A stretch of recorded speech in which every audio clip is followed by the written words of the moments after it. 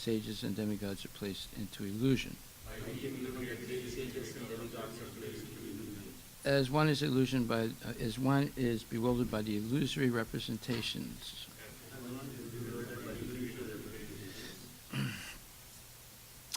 of water seen on fire or land seen on water. Only because of him do the material universes, temporarily manifested by the reactions of the three modes of nature, appear factual although they are unreal. I therefore meditate upon him, Lord Shri Krishna, who is eternally existent in the transcendental abode, which is forever free from the illusory representations of the material world. I meditate upon him, for he is the absolute truth. Dharma Pujita Kaitravota Paramo Nimatsranam Satam Vidyam Vastavam Atra Vastu Shivadam Tapa Trayon Mulanam Srimad Bhagavate Mahamuni Krite Kim Vapurir Ishvaraha Sadyo Hridi Avarudyate Cha Kriti Bihi Sususubhistakshanat. Completely rejecting all religious activities which are materially motivated. This Bhagavata Purana propounds the highest truth, which is understandable by those devotees who are fully pure in heart. The highest truth is reality distinguished from illusion for the welfare of all. Such truth uproots the threefold miseries. This beautiful Bhagavatam, compiled by the great sage Vyasadeva in his maturity, is sufficient in itself for God realization. What is the need of any other scripture? As soon as one attentively and submissively hears the message of Bhagavatam, by this culture of knowledge, the Supreme Lord is established within his heart. Nigama kalpatarur galitam phalam sukamukad amrita dravya samyutam pibata bhagavatam rasam alayam muhur ahur rasika bhuvi bhavakaha. O expert and thoughtful man, relish Srimad Bhagavatam, the mature fruit of the desire tree of Vedic literatures. It emanated from the lips of Sri Sukadeva Goswami. Therefore, this fruit has become even more tasteful, although its nectarian juice was already relishable for all, including liberated souls. Srimad Bhagavatam, Canto 1, Chapter 9, verse number 26, and we're going to continue the purport. So the verse says, at Maharaj Yudhishthira's inquiry, Bhismadev first defined all the classifications of castes and orders of life in terms of the individual's qualifications. Then he systematically, in twofold divisions, described counteraction by detachment and interaction by attachment. So you notice it says, in terms of the individual's qualifications. It didn't say by birth. So Chaturvanya Maya Sistam Guna Karma Vibhagasa Tashikartanam Avyayam Vidya Kartanam Avyayam.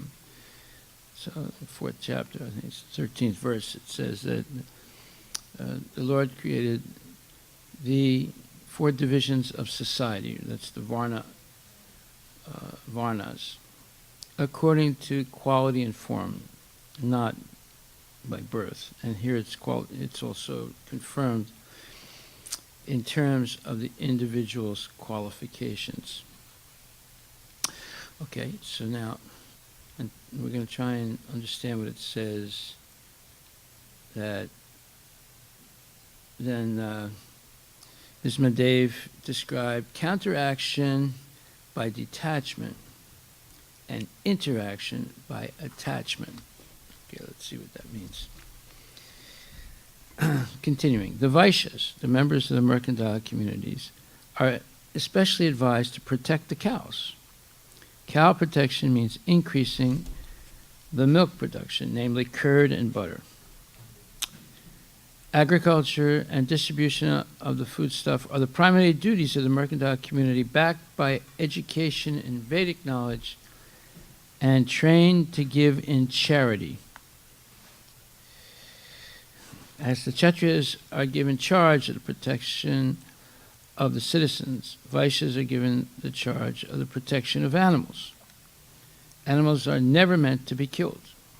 Killing of animals is a symptom of barbarian society.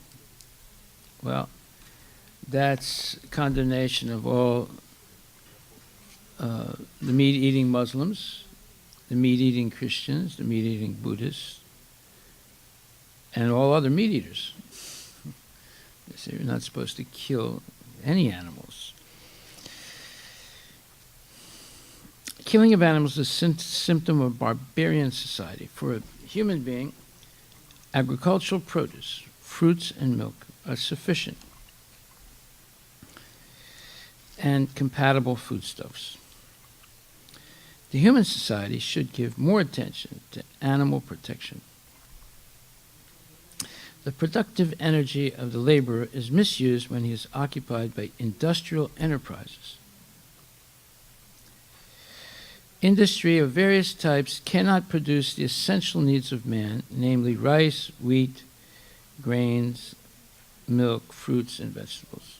The production of machines and machine tools increases the artificial living fashion of the class of vested interests and keeps thousands of men in starvation and unrest. This should not be the standard of civilization.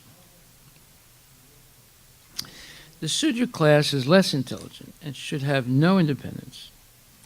They are meant for rendering sincere service to the three higher sections of the society. The Sudra class can attain all the comforts of life simply by rendering service to the higher classes. It is especially enjoined that a Sudra should never bank money. As soon as the Sudras accumulate wealth, it will be misused for sinful activities in wine, women, and gambling. Wine, women, and gambling indicate that the population is degraded to less than Sudra quality. Well, there's a condemnation of Las Vegas, Reno, and Atlantic City, and everywhere, even Seattle, wherever there's casinos and gambling and drinking and illicit activities. Now this is everywhere. Before it was very little, but now it's everywhere. Wine, women, and gambling indicate that the population is degraded to less than Sudra quality. The higher caste should always look after the maintenance of the Sudras, and they should provide them with old and used garments. A Sudra should not leave his master when the master is old and invalid, and the master should keep the servants satisfied in all respects. The Sudras must first of all be satisfied by sumptuous food and clothing before any sacrifice is performed. In this age, so many functions are held by spending millions, but the poor laborer is not sumptuously fed or given charity, clothing, etc. The laborers are thus dissatisfied, and so they make agitation. The varnas are, so to speak, classifications of different occupations, and ashrama dharma is gradual progress on the path of self-realization. Both are interrelated, and one is dependent on the other. The main purpose of ashrama dharma is to awaken knowledge and detachment. The brahmacharya ashrama is the training ground for the prospective candidates. In this ashrama, it is instructed that this material world is not actually the home of the living being.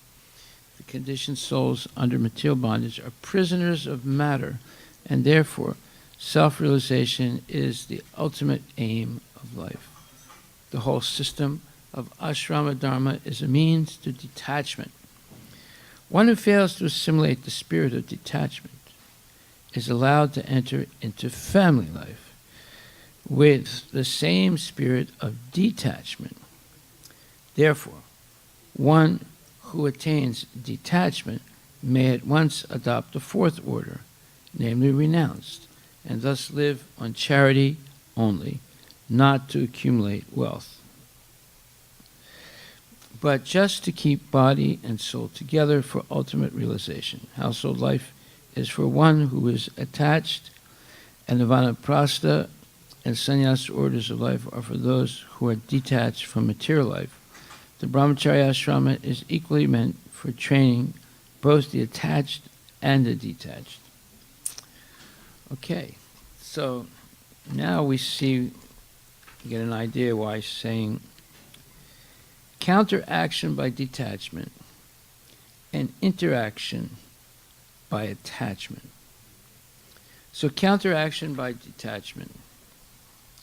So here he explained, one who fails to assimilate the spirit of detachment is allowed to enter into family life with the same spirit of detachment. Okay, so it says one who fails to assimilate the spirit of detachment is allowed to enter into family life with the same spirit of detachment. So that means that it's all based on the four regulative principles. If someone says, well, I'm a brahmachari or I'm a brahmacharini, I'm following the four regulative principles, but I feel this pinching or this some need to have some intimacy and some privacy. Well, that of course is the beginning of Maya, but one may think that they would be more comfortable in a married situation than in a celibate situation. So marriage is not discouraged. It's not that one is overwhelmed by sex desire, therefore they should get married, because the marriage will be a failure. But one feels that they would be able to feel more mentally stable, let's say, not agitated if they were married. Fine. So, with the same spirit of detachment, they get married. Or in the marriage, they practice a detachment. Now, what does that mean? The detachment, whether you're married or not married, is following the regulative principles. That's what detachement's about. So, when you follow the regulative principles, regardless of what situation you're in, you're practicing a type of detachment. You're detached from sense gratification, and you're attached to following Krishna's instructions. So, now, does that mean you don't talk to your wife or you don't talk to your kids? No, it doesn't mean that. It just means that you are following the regulative principles. Because to follow regulative principles, you're not detached from your family. You're acting out of duty to your family. Just like your number one duty as a devotee is to follow the regulative principles, whether you're married or not married. So if you follow the regulative principles, then you're in the devotional line, let's say. And the regulative principles includes chanting minimum 16 rounds a day. Therefore, you can be in any situation and succeed in Krishna consciousness. if you follow the regulative principles. If you don't follow the regulative principles, then whatever position you're in, you're going to fall down. You can be even a sannyasi, you can even be a guru, you'll fall down, 100%. So when it says counteraction by detachment and interaction by attachment. Now, interaction by attachment, that interaction by attachment is you're interacting with your wife and your kids and with society, but the saving grace is your attachment to Krishna. So, counteraction by detachment, you're counteracting the influence of the material world by following the regulative principles. And your interaction by attachment, because of your attachment to Krishna, you're interacting, but in a positive way, with families, with society, with the whole universe. Right? Okay. So one who fails to assimilate the spirit of detachment is allowed to enter into family life with the same spirit of detachment. Therefore, one who attains detachment may at once adopt the fourth order. Yeah, so if you're fully detached, then you could go from a brahmachari to becoming a sannyasi. But if you're not fully detached, then you can enter married life, but by practicing the four regulative principles, which is the key to advancing spiritually. And when you get fully confident about your spiritual advancement, the symptom is you're completely detached to Maya and completely attached to Krishna. The more you're attached to Krishna, the more you're detached from Maya. This is explained second chapter, Vihaya kamam yasarvam pumam charati nispraha nirmama nirahankara sasam tim adigachati. So, second chapter, 71st verse says, a person who has given up all desires for sense gratification, who lives free from material desires, who has given up all sense of proprietorship, and is devoid of false ego, he alone can attain real peace. So here it's explaining what it means to be desireless. So it says, one who's given up all desires for sense gratification and who lives free from desires, but it's meaning material desires. You can never be free of desires, but you can replace your material desires with spiritual desires. But you can never give up desiring. As long as you're a conscious person, you're going to have desires. So here, now Prabhupada's going to explain what is real desirelessness. To become desireless means not to desire anything for sense gratification. In other words, desire for becoming Krishna conscious is actually desirelessness. To understand one's actual position as the eternal servitor of Krishna, without falsely claiming this material body to be oneself, and without falsely claiming proprietorship over anything in the world, is the perfect stage of Krishna consciousness. One who is situated in this perfect stage knows that because Krishna is the proprietor of everything, everything must be used for the satisfaction of Krishna. Okay, now we're getting deeper into understanding what desirelessness is. It's not only you have no material desires, your only desire is to please Krishna and become Krishna conscious. But also, you don't claim such a person doesn't claim proprietorship over anything. And what's the proof of it? Because he or she uses everything in the service of Krishna properly. Now that requires knowledge and detachment. See, now when you use the word detachment, we usually, because we think the Mayavadis have the proprietorship and detachment. It's not true. They're not detached because they're not using everything in Krishna's service. You see, they're just renouncing everything. That's not real detachment. Real detachment is learning how to use everything in Krishna's service. That is much higher level of detachment. Therefore, there's a verse,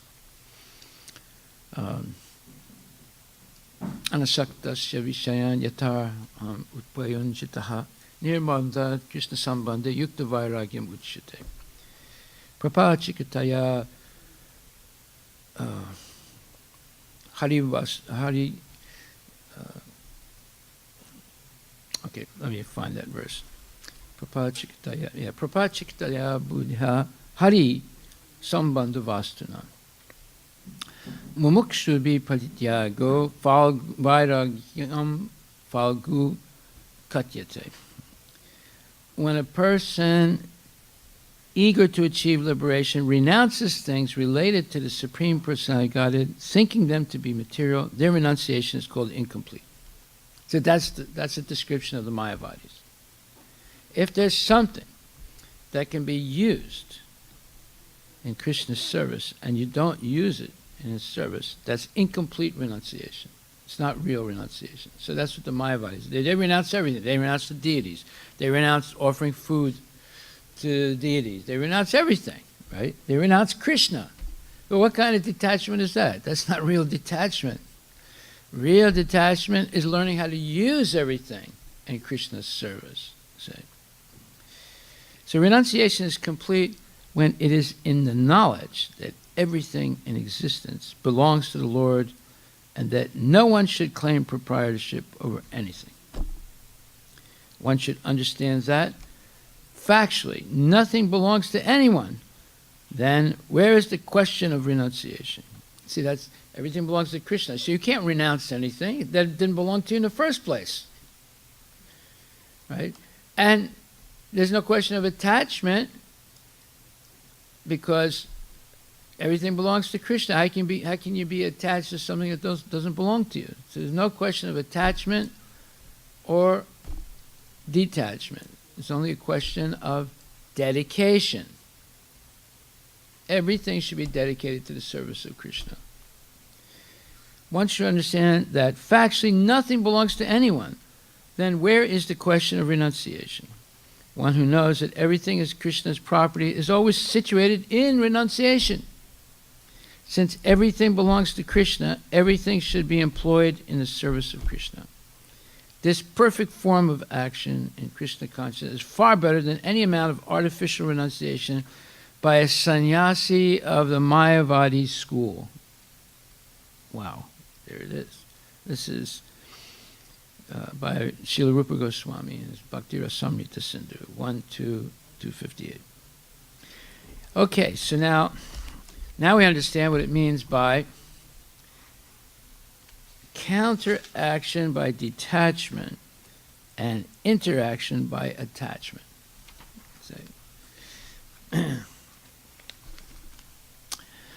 Okay, so then the whole system of ashrama dharma is a means to detachment. One who fails to assimilate the spirit of detachment is allowed to enter into family life with the same spirit of detachment. Well, we're saying that it means whether you're a failed brahmachari or you're a grihastha, you still have to follow the regulative principles. Otherwise, that's what differentiates a devotee from a non-devotee. A devotee is someone who said, look, I might be not qualified, but at least I'm going to follow the regulative principles. And if I'm not good at following the regulative principles, then I'm going to put myself in association with devotees who do follow the regulative principles. And in their association, I'm praying that they give me the inspiration, the example, and the support so that I can better follow the regulative principles. That's a sincere person. The insincere person says, well, I don't really like to associate with devotees because they chant too loud during the and they're always talking about Krishna. Sometimes it gives me a headache. I don't want to talk about Krishna all the time, And I can't get up every day for Mangal Arati because it's difficult. I'm working and there's this thing and that thing. And they're always asking for donations. I don't want to give any donations because I was told by other devotees, other so-called good grihastas, you have to save your money, Prabhu. Don't give your money to the temple. Save your money. You have kids, send them to college, and you have to do this, and you have to do that. You have to take your wife sometime on vacation. So these are all what you call anarthas. And those who speak like that are anarthavadis. So that's bad association. Do you want to go back to Godhead or do you want to stay forever in the material world? Make a decision, right? If you want to go back to Godhead, then you have to follow what Prabhupada says, and Prabhupada's example. And if you want to stay in the material world, then you listen to all these nonsense people, and some of them are initiated, some of them maybe even Brahmins. But they've come up with this, appeasement philosophy. We're going to appease my weaknesses and your weaknesses with this false philosophy. Okay, so where were we reading from? The second chapter, 71st verse, and 5th chapter, 2nd verse.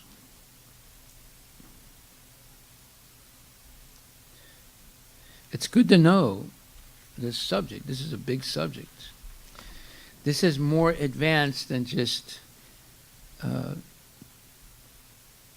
reading things and then forgetting right away, or hearing a lecture and then forgetting right away what was said. This is actually taking notes, thinking about it, and becoming serious about hearing and improving one's spiritual life. Discussion like this is what improves one's spiritual life. Okay, so we'll stop right there. Are there any questions? Yeah. The description of the Sutra class fits my understanding of what I see as homelessness when I go to Seattle and come back. Oh no, they're lower than sudras. I just mean that they seem to always be dependent, and you give them too much freedom and they abuse it. No, sudra. Wait a minute. It didn't say that. The Sudra class is less intelligent and should have no independence. No. What you're describing are Malechas and Yavanas. The Sudra class follows rules. They listen to what they're told to do. The people that live in a homeless, they don't listen to anything. They just do whatever they feel like. They take their pants down and poop right in the in the Safeway, right? That's not a Sudra. A Sudra follows rules, right? They're just not intelligent enough to sit down and learn Sanskrit or things like that. But they can do things that we can't do, that the Sanskrit the scholars can't do, such as planting and protecting cows and things like that. The homeless people are not Sudras. They're much lower than Sudras. They don't follow any rules. Okay, so what was your question then? Well, I was just wondering if giving them a lot of tasks that they can joyfully perform and get some of the same benefits like the clothing you described, would that help them raise their consciousness? Kind of treat them like that. Well, you met a person that was homeless. You asked what is your name? He started crying. He said, you're the first person ever asked me what my name is, right? Remember that? I don't know if that was me, but... Oh. Okay. What? That was you? Yeah. Okay. So, because you treated the person, you treated him as a person and not as some piece of dirt, right? And then also we're giving them prasadam, and it's nice also to give clothing. It's nice also to give clothing. Yeah.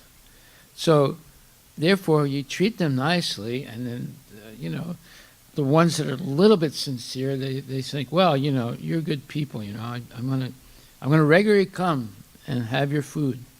I've seen people who were serving food to the homeless, but with some arrogant, airs about them, and the homeless people refused to take food from them. I've seen that in Berkeley. I've seen it. They refused. So I'm not going to eat that guy's food. He's treating me like dirt. So, the attitude of the person is trying to help. And these people, the homeless people, are lower than Sudras. They're not, Sudras are part of the Varnashram system. They're not, they're much lower than that. However, they can also be saved. They can also be saved, they also have the same problems that everybody has: birth, death, old age, and disease. And you have given the plan how to save to the government. That book there. The government's not interested. But you have given them how to save. We gave them some plan, yeah. They're not interested at all. You don't see it improving, do you? It's getting worse. They're not really interested. If they were interested, there are a lot of things they could do, but they're not interested.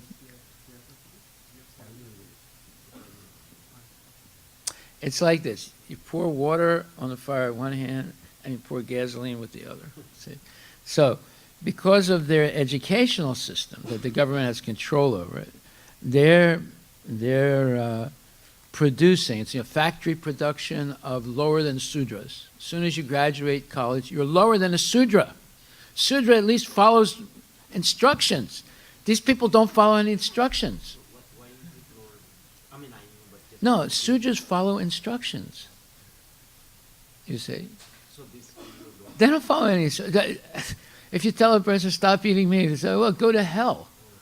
I'm not going to stop eating. You should start eating meat. And you tell them you should give up illicit sex. You're crazy. That's Freud says that's the cause of psychosis. And if you tell a woman, well, you should listen to what your husband says. What? I'm not going to listen to what he says. So what are you going to do? There's one lady who comes regularly to the food truck. She never talks to anyone, But what's her name? Puja or Pranshaki Dasi talked to her one day, trying to sell her a book, So this lady wrote a big email to Puja, all about, your philosophy is all about paternal homophobic behavior. Right. And then she wrote a whole psychoanalysis showing that, this Krishna religion is about completely rejecting women's independence, and it's against homosexuality, and it's all about paternalism, complete nonsense.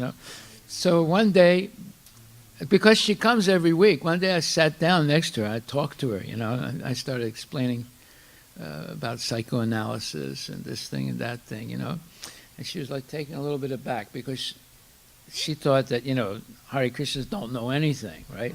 So I started talking to her in her language, and then she got taken aback, And then I realized that she was coming every week. So now I don't even talk to her about philosophy. I just sit next to her and I give her some prasadam. I'd say hello. I'd talk to her a little bit, and she's a very nice lady.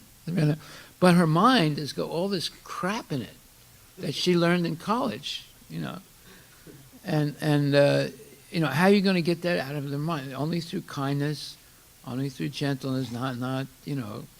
And the thing is, information overload. If we try and sell a book and we start talking about all this philosophy, it's information overload for people like this because they have information overload already, but with nonsense, with big words and, homophobic and paternalism and misogyny and all, So you're not going to get that out of their mind right away. You have to fill them up with a lot of prasadam. Right? And many, many years of no stress relationship with devotees. And eventually, they soften. All right, we'll stop right there. The chanting is more important than hearing about misogyny. So that final project, they said no, or they're still looking? They're still looking. Now, one of these days, one of them will say, well, we should build, self-sufficient villages. But they're going to own the idea themselves. They won't give any credit to us. So at that point, they'll say, yeah, that's the solution, But at least let them do it and give it to us. Yeah, well, no, they're not giving us anything, Prabhu. And we're not asking for anything. No, at least to run this village. No, we don't want to run it. We don't want to run it. It's a concept that has been told to them. Oh, we just gave the concept. No, well, we'll build first.